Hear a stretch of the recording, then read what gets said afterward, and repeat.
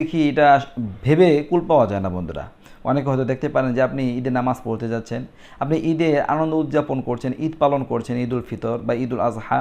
তো এই যে ঈদ উল ফিতর যে ঈদ আসছে, তো এই ঈদ যদি আপনি পালন করতে দেখেন তো এর ব্যাখ্যা কী হবে আমি আপনাদের সামনে তুলে ধরবো। আল্লামা ইবনে সিরিন রহমতুল্লাহি আলাইহি এর দেওয়া ব্যাখ্যা আপনাদের সামনে প্রদান করব। তো বন্ধুরা, কেউ যদি স্বপ্নে ঈদ পালন করতে দেখে এর তিনটা ব্যাখ্যা হতে পারে। এক নাম্বার ব্যাখ্যা, যে এমন স্বপ্ন দেখা স্বপ্নদ্রষ্টার চিন্তা দূর হওয়ার প্রতি ইঙ্গিত করবে, স্বপ্নদ্রষ্টা তিনি চিন্তা মুক্ত হতে পারবেন। আলহামদুলিল্লাহ, ভালো লক্ষণ, কল্যাণকর লক্ষণ।